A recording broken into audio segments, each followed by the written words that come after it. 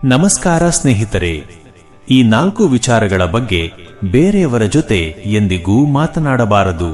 ಇದನ್ನು ಒಮ್ಮೆ ತಿಳಿದುಕೊಂಡರೆ ನಿಮ್ಮ ಜೀವನವೇ ಬದಲಾಗಿ ಹೋಗುತ್ತದೆ. ಎಲ್ಲರಿಗೂ ಸ್ವಾಗತ.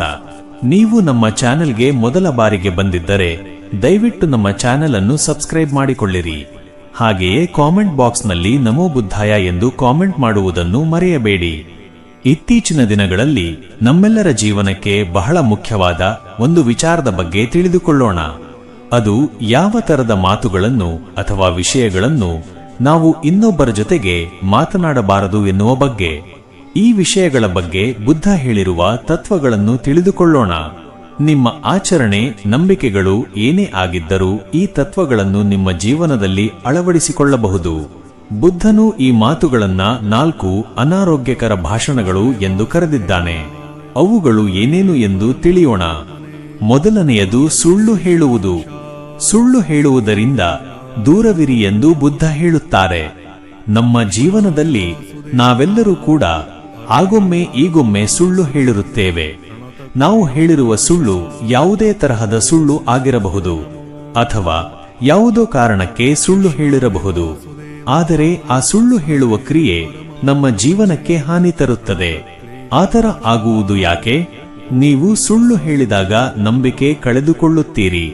ನೀವು ಸುಳ್ಳು ಹೇಳಿದಾಗ ನಿಮ್ಮ ವ್ಯಕ್ತಿತ್ವಕ್ಕೆ ಹಾನಿಯಾಗುತ್ತದೆ ಅಲ್ವಾ? ಹಾಗಾಗಿ ಜನರ ಜೊತೆಗೆ ನಂಬಿಕೆ ಇಟ್ಟುಕೊಳ್ಳುವುದು ಬಹಳ ಮುಖ್ಯವಾಗುತ್ತದೆ. ದಿನನಿತ್ಯ ನಾವು ಭೇಟಿ ಮಾಡುವ ಜನರ ಜೊತೆಗೆ ಸಂಬಂಧ ಚೆನ್ನಾಗಿರಬೇಕು ಎಂದರೆ ನಿಮ್ಮ ನಡುವೆ ನಂಬಿಕೆ ಇರಬೇಕು. ಅದಕ್ಕಾಗಿಯೇ ಬುದ್ಧ ಹೇಳಿದ್ದು ಸತ್ಯವಾದ ಜೀವನ ನಡೆಸಿ ಎಂದು. ಯಾವುದೇ ಸಂಬಂಧದಲ್ಲಿ ಪ್ರಾಮಾಣಿಕತೆ ಮತ್ತು ಮುಚ್ಚುಮರೆ ಮಾಡದೇ ಇರುವುದು ಬಹಳ ಮುಖ್ಯ ಆಗುತ್ತದೆ. ಹಾಗಾಗಿ ನಾವು ದೂರ ಇರಬೇಕಾದ ಮೊದಲ ವಿಷಯ ಸುಳ್ಳು ಹೇಳುವುದರಿಂದ. ಎರಡನೆಯದು ವಿಭಜನೀಯ ಮಾತುಗಳು, ಡಿವೈಸಿವ್ ಸ್ಪೀಚ್. ಇದರ ಅರ್ಥ ನಿಮ್ಮ ಮಾತುಗಳಿಂದ ಜನರ ನಡುವೆ ಡ್ರಾಮಾ ಮತ್ತು ತೊಡಕುಗಳನ್ನು ತರುವಂತಹ ಮಾತುಗಳು. ಇದು ಗಾಸಿಪ್ ಇರಬಹುದು, ಒಬ್ಬ ವ್ಯಕ್ತಿಯ ಹಿಂದೆ ಮಾತನಾಡುವುದಾಗಿರಬಹುದು. ಈ ರೀತಿಯ ಮಾತುಗಳನ್ನಾಡಿದರೆ ಅದು ನಿಮ್ಮ ಜೀವನಕ್ಕೆ ಒಳ್ಳೆಯದಲ್ಲ, ಹಾಗೆಯೇ ಆ ವ್ಯಕ್ತಿಗಳ ಜೀವನಕ್ಕೂ ಒಳ್ಳೆಯದಲ್ಲ. ಹಾಗಾಗಿಯೇ ಇಂಥ ಮಾತುಗಳಿಂದ ದೂರ ಇರುವುದು ಒಳ್ಳೆಯದು. ಈ ಕಾರಣಕ್ಕೆ ಬುದ್ಧ ಹೇಳಿದ್ದು ಇಂಥ ವಿಭಜನೆಯ ಮಾತುಗಳನ್ನು ಆಡಬೇಡಿ. ನಿಮ್ಮ ಮಾತುಗಳಿಂದ ಜನರ ನಡುವಿನ ಸಂಬಂಧವನ್ನು ಹಾಳು ಮಾಡಬೇಡಿ ಎಂದು. ಹಲವು ಸಾರಿ ಹೊಟ್ಟೆ ಕಿಚ್ಚು ಅಥವಾ ಕೋಪದಿಂದ ನಾವು ಈ ತರಹದ ಮಾತುಗಳನ್ನು ಆಡಿರುತ್ತೇವೆ. ಹಾಗಾಗಿ ಈ ತರಹದ ಮಾತುಗಳಿಂದ ದೂರ ಇರುವುದು ತುಂಬಾ ಒಳ್ಳೆಯದು. ಬುದ್ಧ ಹೇಳಿದ ಮೂರನೆಯ ವಿಷಯ ಕಟುವಾದ ಮಾತುಗಳಿಂದ ದೂರವಿರಬೇಕು. ಯಾರಾದರೂ ಒಬ್ಬರು ನಿಮ್ಮ ಜೊತೆಗೆ ಕಟುವಾಗಿ ನಡೆದುಕೊಂಡರೆ ನಿಮಗೆ ಹೇಗೆ ಅನ್ನಿಸುತ್ತದೆ? ನಾವೆಲ್ಲರೂ ಕೂಡ ಈ ತರಹದ ಪರಿಸ್ಥಿತಿಯನ್ನು ಎದುರಿಸಿರುತ್ತೇವೆ. ನಿಮಗೆ ಹೇಗೆನ್ನಿಸಿತು? ನೀವು ಖಂಡಿತವಾಗಿಯೂ ಬೇಸರ ಮಾಡಿಕೊಂಡಿರುತ್ತೀರಿ, ದುಃಖಗೊಂಡಿರುತ್ತೀರಿ, ಖಿನ್ನತೆಗೆ ಒಳಗಾಗಿರುತ್ತೀರಿ. ಇದಕ್ಕೆ ಬುದ್ಧ ಹೇಳಿದ್ದು ಯಾವುದೇ ಕಾರಣಕ್ಕೂ ನಿಮ್ಮ ಮಾತುಗಳಿಂದ ಇನ್ನೊಬ್ಬರನ್ನು ಕೆಳಗೆ ಹಾಕಬೇಡಿ, ಕೋಪದಲ್ಲಿ ಪದ ಬಳಕೆ ಮಾಡಬೇಡಿ ಎಂದು. ನಿಮ್ಮ ಮಾತುಗಳಿಂದ ಮತ್ತೊಬ್ಬರನ್ನು ಹೀಯಾಳಿಸುವುದು, ಟೀಕಿಸುವುದು, ಅವರ ಮನಸ್ಸಿಗೆ ನೋವಾಗುವಂತಹ ಪದ ಬಳಕೆ ಮಾಡುವುದು, ಇದು ಯಾವುದನ್ನು ಕೂಡ ಮಾಡಬಾರದು. ಇದಕ್ಕಾಗಿಯೇ ಬುದ್ಧ ಹೇಳಿದ್ದು ಕಟುವಾದ ಮಾತುಗಳನ್ನಾಡುವುದರಿಂದ ದೂರವಿರಿ.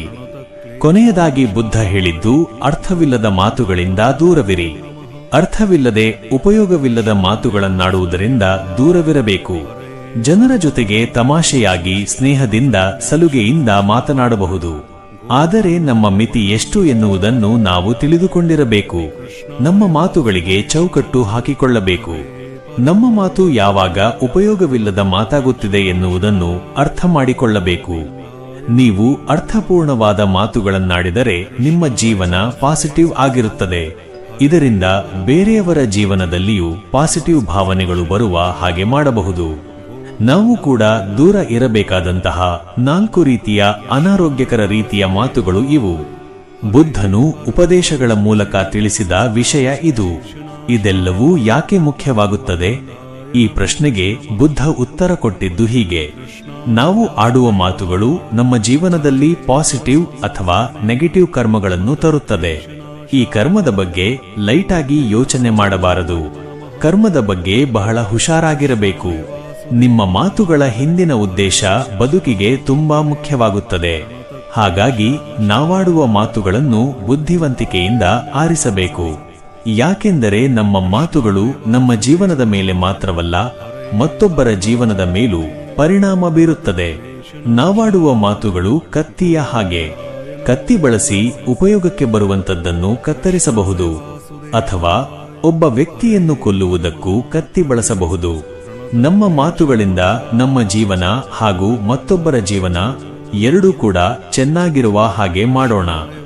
ಹೀಗಾಗಿ ಸ್ನೇಹಿತರೆ, ಬುದ್ಧನು ಹೇಳಿದ ಈ ಉಪದೇಶಗಳು ಕೇವಲ ಧಾರ್ಮಿಕ ತತ್ವಗಳಲ್ಲ, ಜೀವನವನ್ನು ಸರಿಯಾದ ಮಾರ್ಗದಲ್ಲಿ ನಡೆಸಿಕೊಳ್ಳಲು ಮಾರ್ಗದರ್ಶಕ ದೀಪಗಳಂತೆ ಕೆಲಸ ಮಾಡುತ್ತವೆ.